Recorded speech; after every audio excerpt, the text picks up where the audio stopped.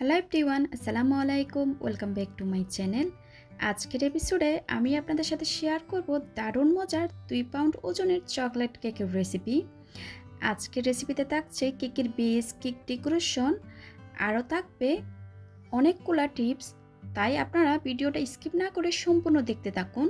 আর যারা আমার চ্যানেলে নতুন এসেছেন প্লিজ সাবস্ক্রাইব করার জন্য অনুরোধ রইল। সাথে থাকা বেল আইকনটি ক্লিক করবেন, এতে করে আমি কোনো রেসিপি আপলোড করলে আপনারা সাথে সাথে নোটিফিকেশন পেয়ে সবার আগে ভিডিওটি দেখতে পারেন।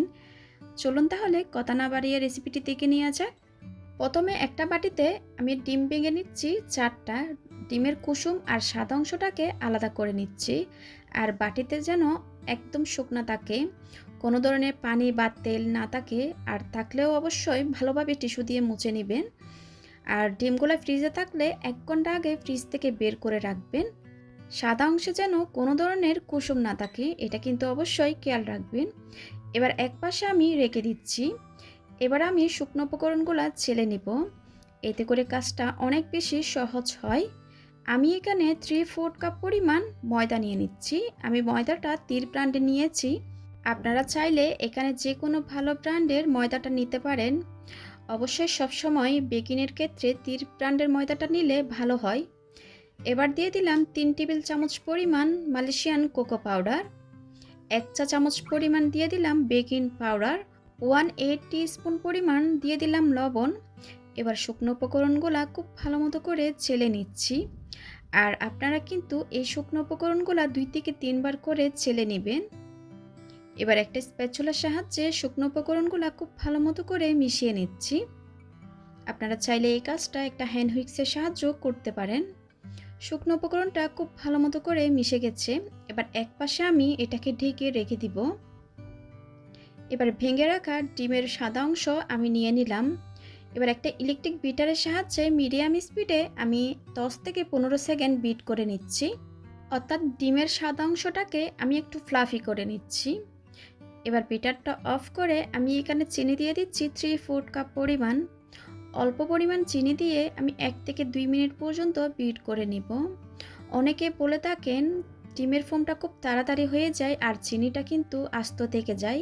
আপনারা চাইলে চিনিটা এভাবে করে দিতে পারেন 2 থেকে 3 বার, এতে করে চিনি দানাটা সম্পূর্ণ মেল্ট হয়ে যাবে। আমি অল্প অল্প করে চিনি অ্যাড করছি আর ইলেকট্রিক বিটারের সাহায্যে বিট করে নিচ্ছি। আর শুরু থেকে শেষ অবধি পর্যন্ত আমি মিডিয়াম স্পিডে বিট করে নিব। এটা কিন্তু সবসময় আমি ভিডিওতে বলে থাকি। আর আমি সবসময় চেষ্টা করি আপনাদেরকে সহজভাবে রেসিপিটি শেয়ার করার জন্য। আর আপনারা যদি কিছু বুঝতে না পারেন কমেন্ট সেকশনে গিয়ে কমেন্ট করতে পারেন, আমি আপনাদের প্রশ্নের আনসার দিয়ে দিব। এবার সম্পূর্ণ চিনিটুকু দিয়ে দিলাম, আবারও বিট করে নিব 3 থেকে 4 মিনিট পর্যন্ত বা চিনির দানাটা সম্পূর্ণ গলে যাওয়া পর্যন্ত। আপনারা যদি এই পর্যায়ে বুঝতে না পারেন তাহলে হাতে নিয়ে একটু চেক করে নেবেন। আমার ডিমের ফোমটা কিন্তু হয়ে গেছে, আমি চেক করেছি। এবার বিটারটা আমি অফ করে দিব। এবার দিয়ে দিচ্ছি ডিমের কুসুম, 1 চা চামচ পরিমাণ ভ্যানিলা এসেন্স দিয়ে দিচ্ছি। আপনারা চাইলে এই পর্যায়ে চকলেট ইমালশনও দিতে পারেন। আরও দিয়ে দিব 2 টেবিল চামচ পরিমাণ রান্নার রেগুলার তেল। আবারও ইলেকট্রিক বিটারের সাহায্যে মিডিয়াম স্পিডে 10 থেকে 15 সেকেন্ড বিট করে নিব। এই পর্যায়ে কিন্তু অতিরিক্ত বিট করা যাবে না, অতিরিক্ত বিট করলে ডিমের ফোমটা বসে যাবে। বিট করা হয়ে গেছে, বিটারটা আমি সরিয়ে নিচ্ছি। এবার দিয়ে নিব শুকনো উপকরণগুলো। আমি শুকনো উপকরণগুলো আরেকবার ছেলে দিয়ে দিব। অল্প পরিমাণ শুকনো উপকরণ ছেলে নিয়ে আমি একটা হ্যান্ড হুইক্সের সাহায্যে শুকনো উপকরণগুলো আলতো হাতে ফুল করে করে মিশিয়ে নিচ্ছি। এই পর্যায়ে কিন্তু তাড়াহুড়া করা যাবে না। আর শুকনো উপকরণগুলো মেশানোর সময় কিন্তু একদিক থেকে ঘুরিয়ে ঘুরিয়ে মিশাতে হবে, যেরকম আপনারা স্ক্রিনে দেখতে পাচ্ছেন। আপনারা যদি এই শুকনো উপকরণগুলো ডিমের ফোমের সাথে মেশানোর সময় উল্টাপাল্টা করে মিশান তাহলে কিন্তু ডিমের ফোমটা বসে যাবে। আর অনেক সময় হয় কি কেকটা বেক হওয়ার পর ঠান্ডা হয়ে গেলে কেকটা বসে যায়। অনেকে বলে থাকেন কেকটা চুপসে যায় কেন, এটা কিন্তু একটা কারণ।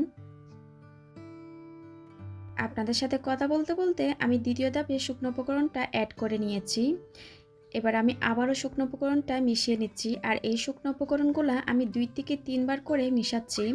আপনারা মেশানোর কাজটা একটা স্প্যাচুলার সাহায্যে মিশিয়ে নিতে পারেন।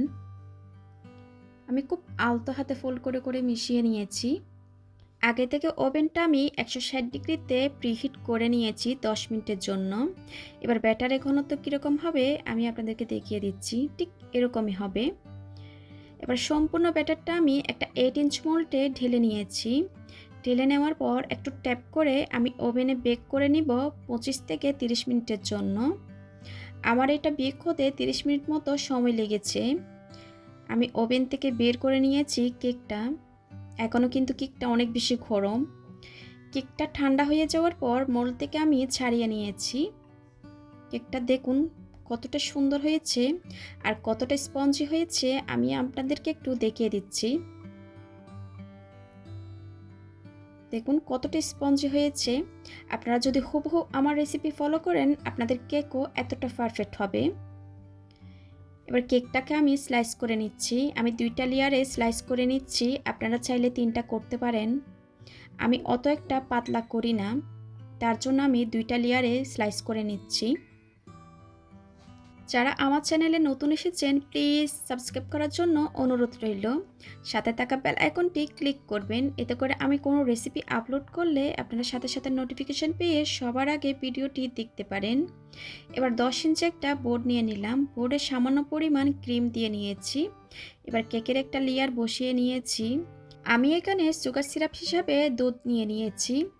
আমি এখানে 1/4 কাপ পরিমাণ মিল্ক পাউডার সাথে 1/2 কাপ পরিমাণ পানি মিশিয়ে সুগার সিরাপটা তৈরি করে নিয়েছি। এবার পরিমাণ মতো ক্রিম দিয়ে আমি প্যালেট নাইফের সাহায্যে ক্রিমটাকে চারিপাশে ছড়িয়ে দিচ্ছি। ক্রিমটা আপনারা কম বেশি করে নিতে পারেন, এটা অবশ্যই ডিপেন্ড করে আপনাদের টেস্ট অনুযায়ী। কেকটা একটা স্পেশাল মানুষের জন্য বানানো হচ্ছে, তার জন্য আমি এখানে দুধটা নিয়েছি আর বেশি পরিমাণ মিল্ক পাউডার দিয়ে সুগার সিরাপটা তৈরি করে নিয়েছিলাম। এবার কেকের দ্বিতীয় লেয়ারটা বসিয়ে দিচ্ছি। আমি এটা কাট করি নাই, আমার এই পর্যায়ে ভুল হয়ে গেছিল, আমি চকলেট গানাশটা দিতে ভুলে গিয়েছিলাম। আবার কেকটা তুলে নিয়ে আমি চকলেট গানাশ দিয়ে দিব। এখানে আমি চকলেট গানাশটা তৈরি করেছিলাম। 100 গ্রাম চকলেট নিয়েছি আর 50 গ্রাম হুইপিং ক্রিম নিয়ে মেল্ট করে নিয়েছিলাম। আর চকলেট গানাশটা কিন্তু ঠান্ডা করে নিতে হবে, গরম থাকা অবস্থায় কিন্তু কেকের উপর দেওয়া যাবে না। এবার প্যালেট নাইফের সাহায্যে চারিপাশে আমি ছড়িয়ে দিয়েছি। আবারও কেকের দ্বিতীয় লেয়ারটা বসিয়ে দিচ্ছি। দ্বিতীয় লেয়ারও বেশ পরিমাণ আমি চকলেট গানাশ দিয়ে দিব, এতে করে কেকটা অনেক বেশি টেস্টি হয়ে থাকে। এবার প্যালেট নাইফের সাহায্যে উপরও আমি চারিপাশে ছড়িয়ে দিচ্ছি। এবার কেকটাকে আমি খুব ভালো মতো করে ক্রাম কোটিং করে নিব। অল্প পরিমাণ ক্রিম দিয়ে আমি কেকটাকে কভার করে নিচ্ছি। আমি কিন্তু সব সময় কেকটা একটু ক্রাম কোটিং করে ফ্রিজে রেখে দিই কেকটা সেট হওয়ার জন্য, এতে করে পরবর্তী যখন ক্রিম দিবেন কেকের ফিনিশিংটা খুব সুন্দর আসবে আর উপরে ক্রামগুলো উঠে আসবে না। ক্রাম কোটিং হয়ে গেছে, ফ্রিজে রেখে দিয়েছিলাম আধা ঘন্টার জন্য। আধা ঘন্টা পর কেকটাকে আমি ফ্রিজ থেকে বের করে নিয়েছি। এই পর্যায়ে আমি খুব ভালো মতো করে ক্রিম দিয়ে নিচ্ছি। এই পর্যায়ে আমি কিন্তু মোটা করে ক্রিমটা দিব। কেকের চারিপাশে খুব ভালো মতো করে ক্রিমটা দিয়ে নিচ্ছি। কেকের চারিপাশে ক্রিমটা দিয়ে নেওয়া হয়ে গেলে উপরেও আমি ক্রিম দিয়ে নিব। প্যালেট নাইফের সাহায্যে ক্রিমটা আমি চারিপাশে ছড়িয়ে নিচ্ছি। আপনাদের হাতের কাছে যদি প্যালেট নাইফটা না থাকে আপনারা চাইলে এই কাজটা একটা স্কেলের সাহায্যে করতে পারেন। এবার কেকের সাইডে আমি একটু স্মুথ করে নিচ্ছি। আমি একটা স্ক্রাবারের সাহায্যে কেকটাকে স্মুথ একটা ফিনিশিং দিয়ে দিব। আর এই স্মুথ ফিনিশিংটা কিভাবে আনবেন এটা যদি ডিটেলসে একটা ভিডিও দেখতে চান আমার চ্যানেলে কিন্তু দেওয়া আছে, চাইলে আপনারা সেখান থেকে দেখে নিতে পারেন। এই কেকের উপর স্মুথ ফিনিশিংটা কিন্তু একদিনে আসে না, এটা কিন্তু বারবার কাজ করতে হয়। সাইডে স্মুথ ফিনিশিং হয়ে আসলে আমি একটা প্যালেট নাইফের সাহায্যে আবার উপরেও স্মুথ করে নিচ্ছি আর বারবার কিন্তু প্যালেট নাইফটা আমি মুছে নিচ্ছি। স্মুথ ফিনিশিংটা হয়ে আসলে আমি ফ্রিজে রেখে দিব 2 থেকে 3 ঘন্টার জন্য। কেকটা আমি ফ্রিজে রেখে ঠান্ডা করে নিয়েছি। এ পর্যায়ে দিয়ে নিচ্ছি চকলেট গানাশ। এবার প্যালেট নাইফের সাহায্যে চারিপাশে আমি চকলেট গানাশটা ছড়িয়ে দিচ্ছি। আর এই চকলেট গানাশটা কিভাবে তৈরি করতে হয় আলাদা একটা ভিডিও দেওয়া আছে, আমি ডেসক্রিপশন বক্সে লিংক দিয়ে দিব, আপনারা চাইলে সেখান থেকে দেখে নিতে পারেন। এই চকলেট গানাশের কিন্তু পারফেক্ট রেসিপি আছে। এবার চকলেট গানাশটা দিয়ে নেওয়ার পর আমি আবারও ফ্রিজে রেখে দিয়েছিলাম আধা ঘন্টার জন্য চকলেট গানাশটা সেট হওয়ার জন্য। আপনারা যদি সাথে সাথে কাজ করেন তাহলে কিন্তু চকলেট গানাশটা ক্রিমের সাথে উঠে আসবে আর ফ্লাওয়ারগুলো দিতে পারবেন না। এবার একটা টুটি নজলের সাহায্যে আমি এই ফ্লাওয়ারগুলো দিয়ে নিলাম। ডেকোরেশনটা কিন্তু আপনারা আপনাদের পছন্দ অনুযায়ী করে নিতে পারেন।